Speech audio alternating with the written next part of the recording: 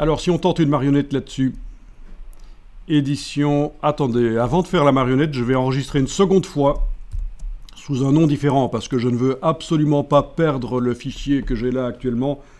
Donc, le fichier qui s'appelle 01. Je ne travaille pas sur lui, je vais travailler sur un 02. Donc, j'enregistre à nouveau et à la fin du nom, j'indique 02 parce que je ne voudrais pas perdre ça. Et on n'est jamais trop prudent.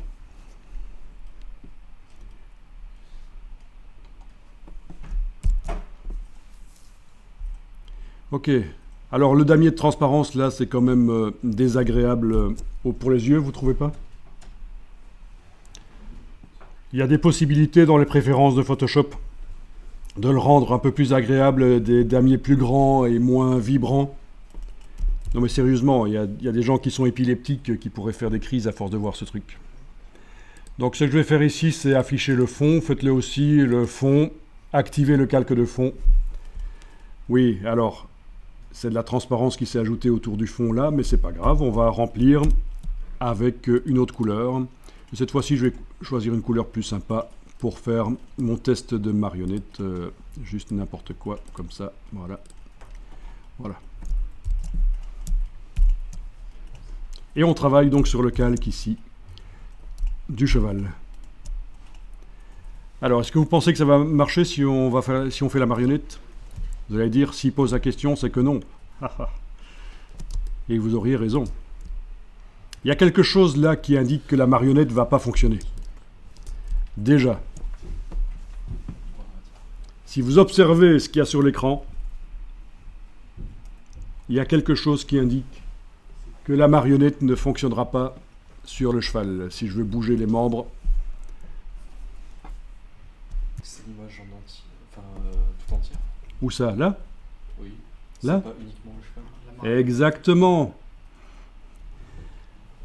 L'écrêtage rend invisibles les pixels les plus clairs, mais ne les efface pas. Et donc, si on fait la marionnette, elle va se faire sur le cadre là.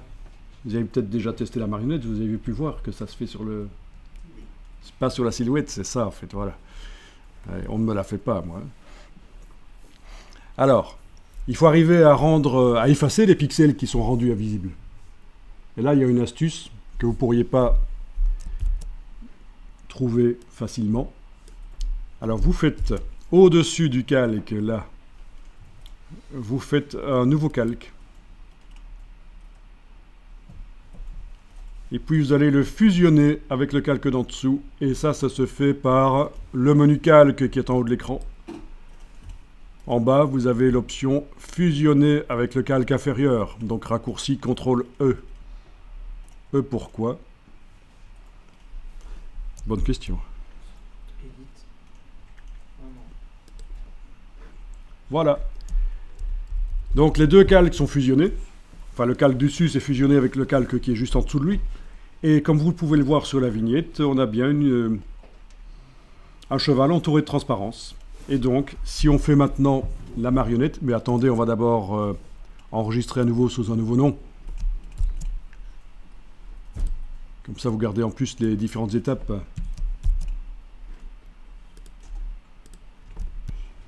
Donc si vous faites la marionnette là-dessus, ça devrait fonctionner. Sauf que, il y a un problème. Quel est le problème? Si je fais la marionnette sur ce cheval, qu'est-ce qui va se passer une fois que j'aurai validé la marionnette? Ben voilà, c'est ça.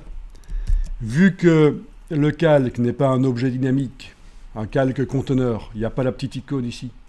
Si on fait la marionnette, une fois qu'on l'aura validée, et qu'on veut revenir dedans, ce sera foutu. On ne retrouvera jamais la position des punaises, le filet. Donc, avant de faire la marionnette, il y a quelque chose à faire, c'est de transformer ce calque en un objet dynamique. Oui, au fait, on pourrait aussi dire que, tiens, j'enregistre l'image sans le fond, et je l'importe dans le décor. Et ce sera forcément un objet dynamique. Mais s'il me prend l'idée, là, maintenant, tout de suite, de faire la marionnette avant d'utiliser l'image dans un décor, ben, je suis bien obligé de transformer le calque en objet dynamique. Et ça se fait, ben, il y a plusieurs méthodes, comme dans Photoshop, on peut toujours faire les choses de 3-4 manières différentes. Une des manières de faire, c'est un clic droit, à droite du nom du calque. Et dans le menu, vous choisissez convertir en objet dynamique. Et voilà. Et du coup, on peut faire la marionnette et elle sera modifiable. Donc, édition, déformation de la marionnette. Afficher filet éventuellement. S'il fallait, j'augmente la taille du filet avec la touche contrôle du PC, commande du Mac, je joue sur le curseur virtuel ici. Mais il n'a pas trop de flou, quoique c'est quand même bien d'agrandir un peu. On met les punaises et on fait ce qu'on veut. Dans ce cas-ci, je voudrais en fait juste changer la position de la tête du cheval. Voilà. Vous avez vu?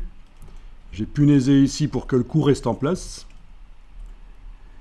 J'ai mis une punaise là avec la touche Alt. Voilà. Amusant ça.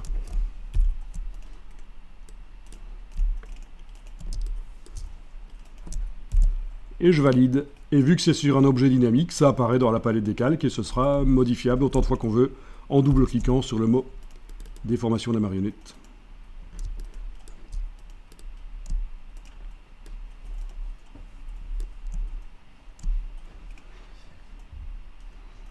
Ouais, les poils là, c'est quand même mal détouré, c'est foireux.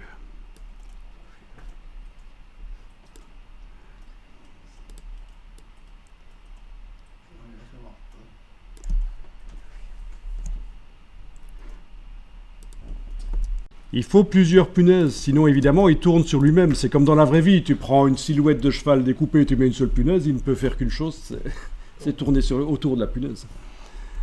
Donc il y a des punaises qui doivent servir uniquement à mettre en place les choses. Que dire? Bon. Ah oui, si précédemment j'ai parlé de pattes de cheval, c'est une erreur. Hein. C'est des jambes sur un cheval. Vous saviez ça, hein? Ceux qui connaissent les chevaux savent que ça a des jambes et pas des pattes. Mais bon, une fois qu'il est dans une casserole en train de cuire ou sur une poêle, ça ne change pas grand-chose. Hein. Ce qui compte, c'est une bonne sauce. Non ?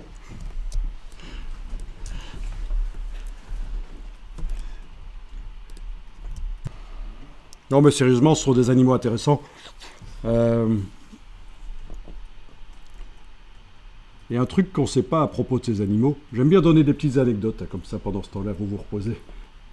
C'est que si l'être humain n'avait pas apprivoisé il y a quelques milliers, voire dizaines de milliers d'années, plutôt quelques milliers d'années, le cheval, c'est une espèce qui aurait disparu en fait, parce qu'elle était sur le déclin.